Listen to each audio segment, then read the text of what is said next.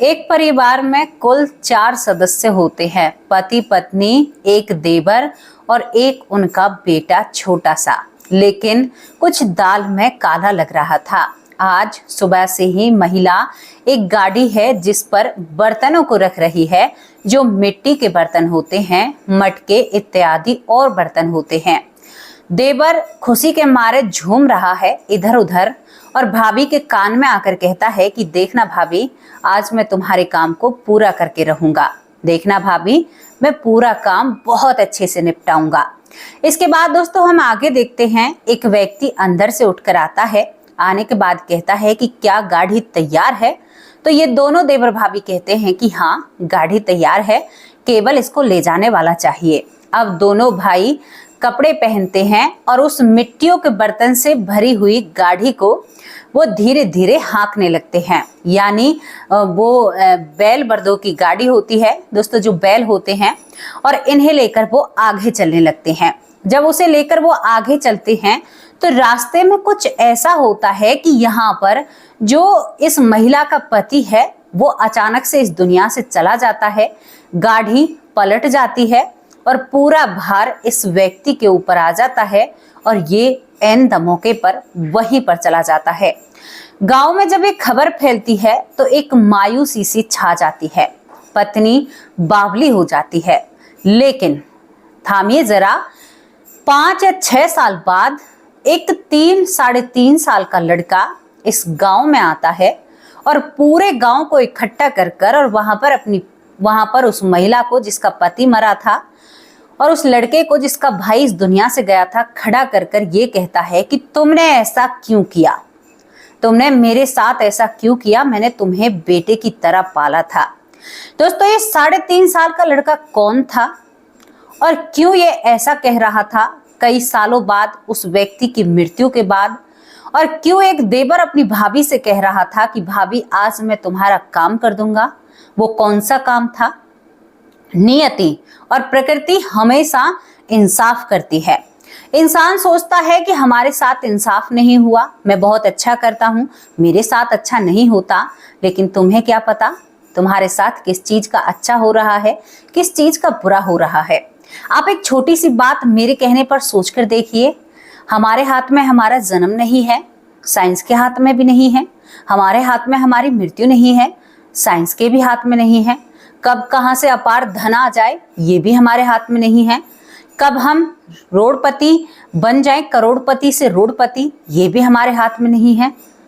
जब हमारे हाथ में कुछ भी नहीं है तब हम में इतना गुमान है।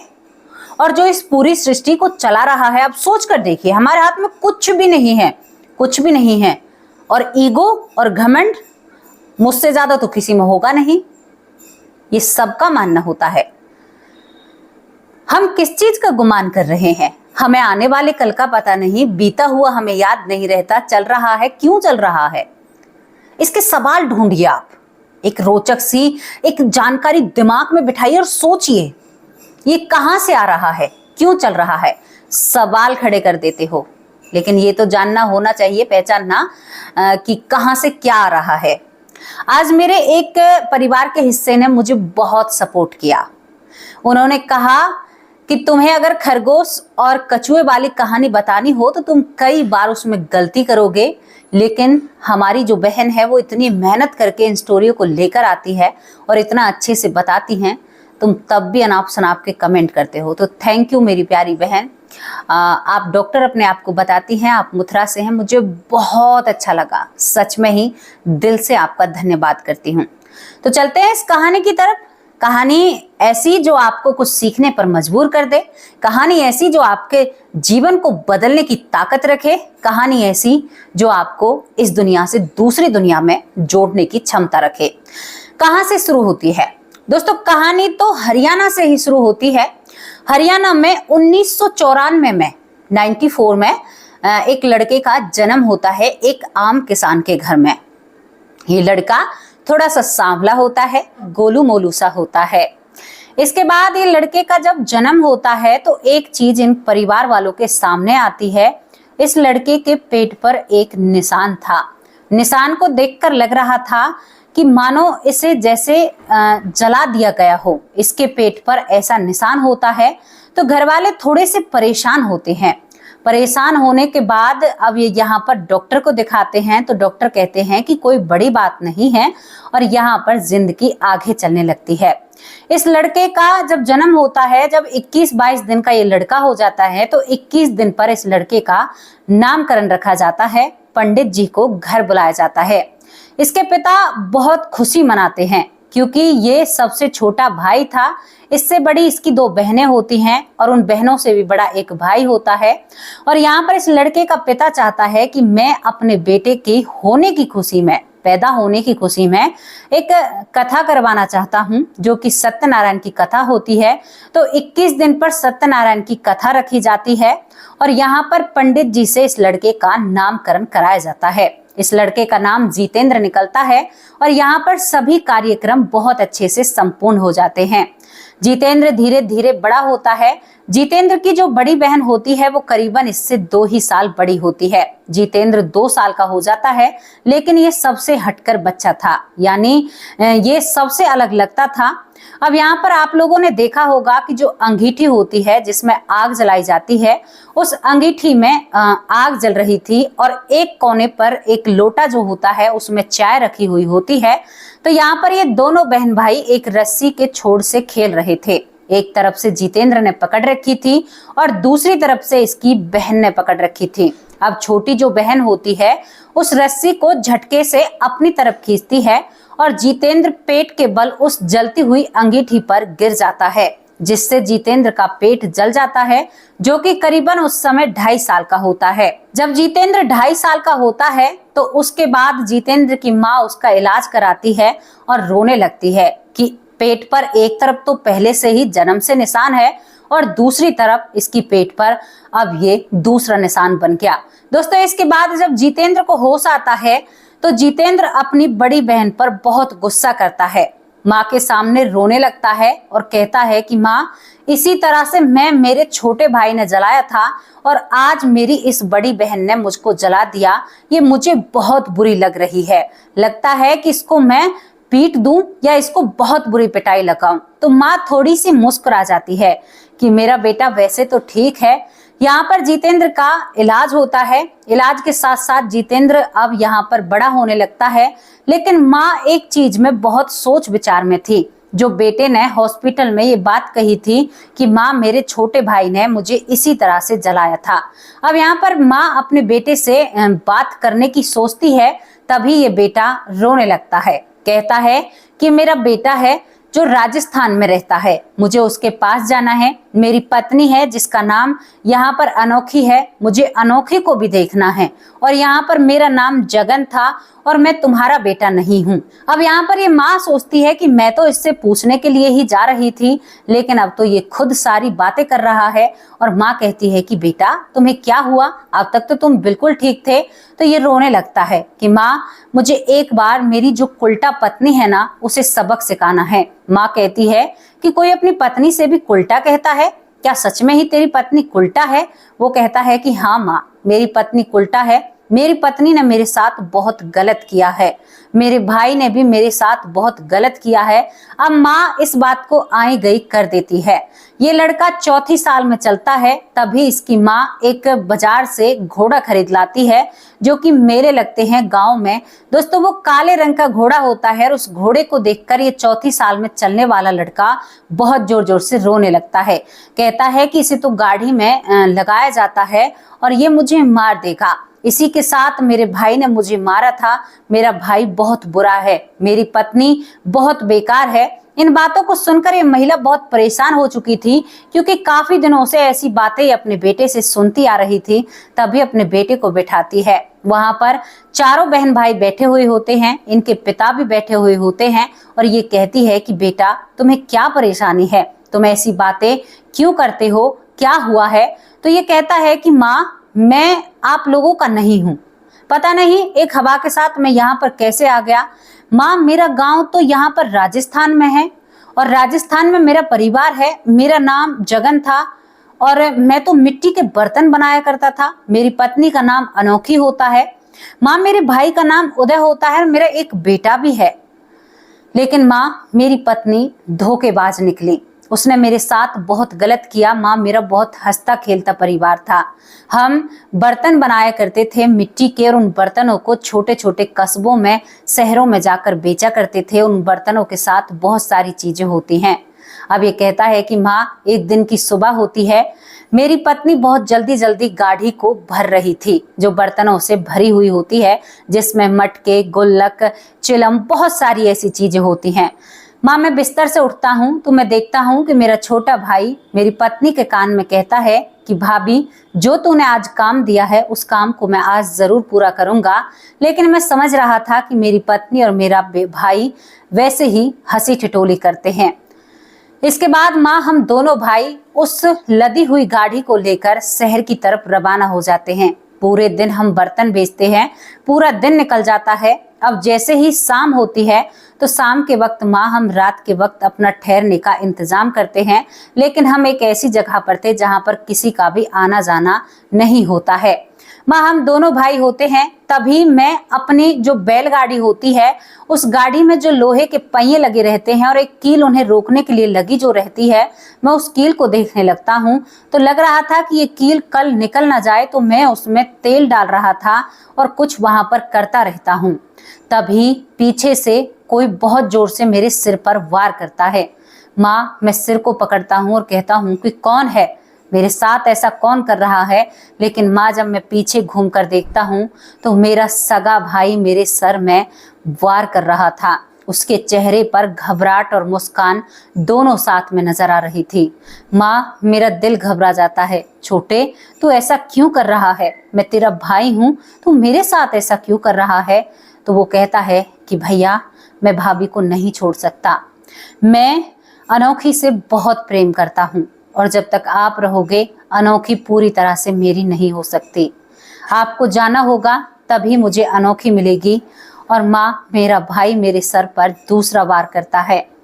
दूसरा वार करने के बाद माँ, मेरी आंखों के सामने अंधेरा होने लगता है। वैसे भी रात काफी गहरा रही थी। और उसके बाद वो क्या करता है कि वो सारे मटके मेरे ऊपर आकर गिर जाते हैं। माँ, मेरे प्राण निकल जाते हैं।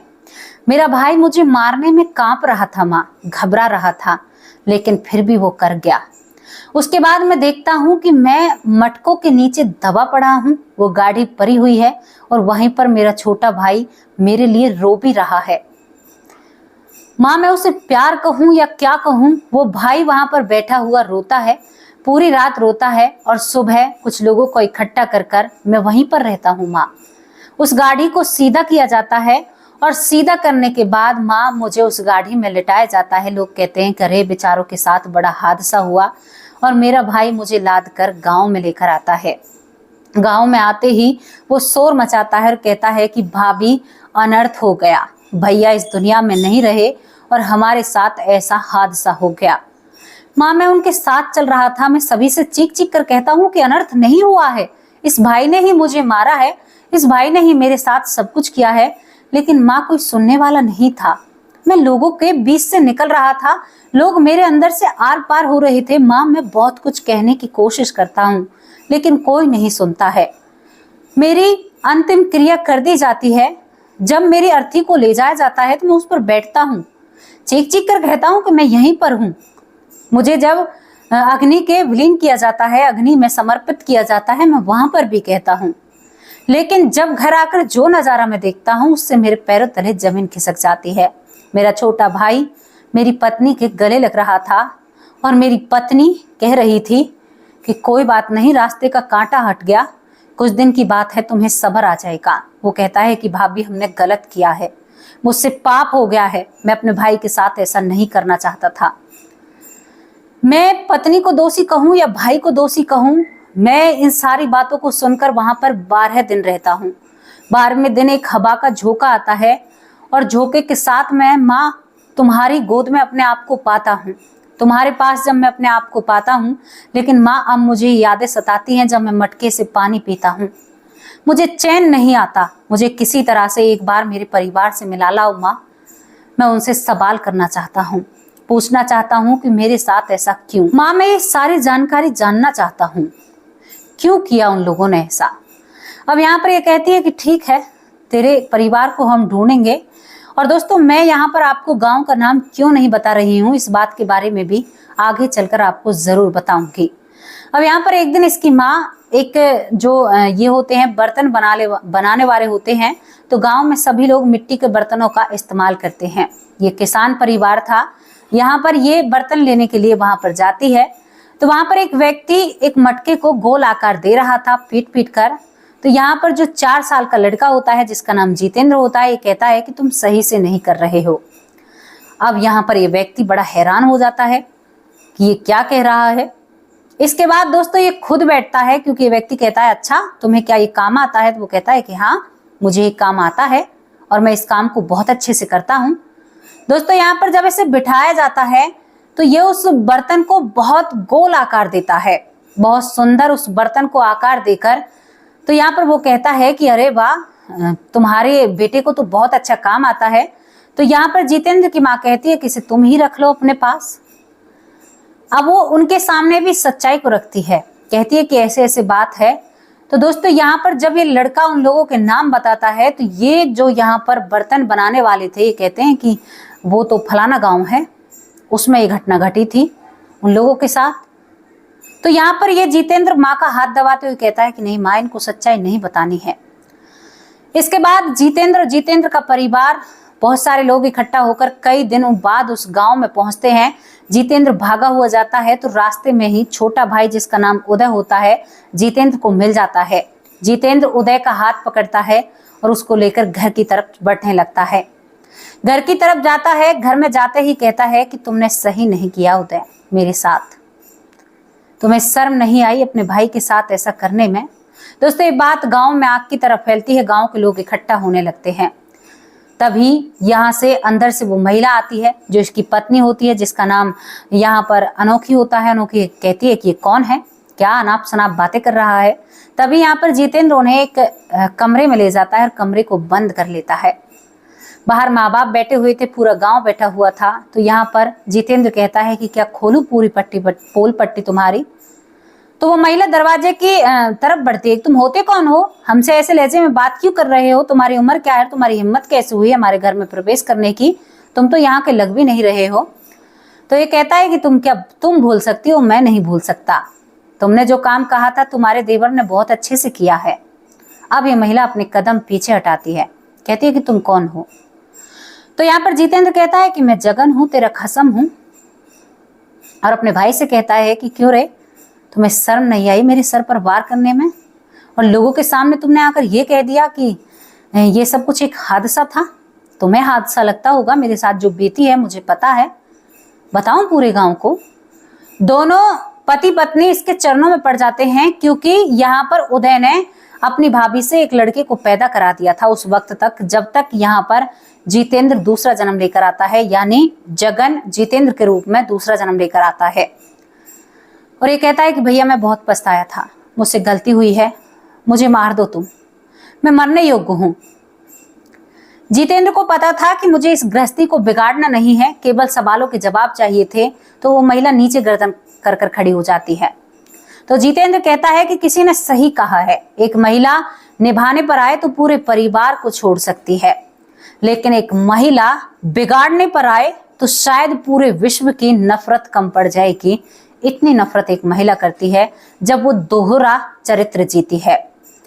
जब वो गलत संगत में पड़ती है तो वो शायद इंसान को बर्बाद कर सकती है। आज ये जीतता जाता सबूत मैं अपनी आंखों से देख रहा हूँ। ये महिला माफी मांगने लगती है, कहती है कि हम यहाँ से कहाँ जाएंगे, पैसों की तंगी है, 2 बच्चों की जिम्मेदारी कंधों पर है। अगर तुमने अब ऐसा कहा तो ये गांव वाले हमारे ऊपर धिक्कारेंगे, थूकेंगे। दोस्तों 4 साल का 4.5 साल का जितेंद्र इतना दम रखता है कि अपनी पत्नी को माफ करने की कोशिश करता है। कहता है कि केवल यही चाहिए था, मेरे भाई के साथ रिश्ता अच्छे से निभाना, क्योंकि जब मेरा भाई रो रहा था मुझे मारकर, तब भी मुझे इस पर दया आ रही थी और मन में विचार थे कि ये छोटा है, अभोर है, नादान है, इसको ज्ञान नहीं है।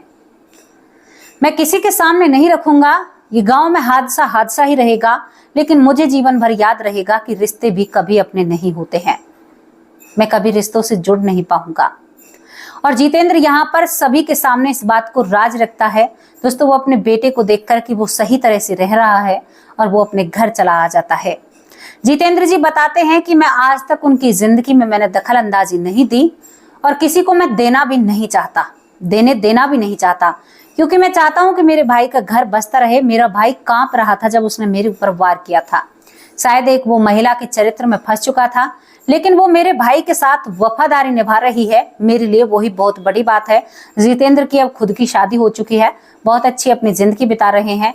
वो चाहते हैं कि मैं उन लोगों को बदनाम नहीं करना चाहता, जैसा भी है उनकी जिंदगी है, लेकिन इस घटना को लोगों के सामने रखना चाहता हूं ताकि लोगों को पता चल सके कि किस भांति के लोग इस दुनिया में रहते हैं और महिला किस हद तक नीचे गिर सकती है, महिला क्या कर सकती है, एक भाई क्या कर सकता है। ये सब कुछ मैं समाज के सामने रखना चाहता हूं, क्योंकि मैंने दो पहलुओं को देखा है और इन पहलुओं को मैं समाज के सामने रखना चाहता हूं।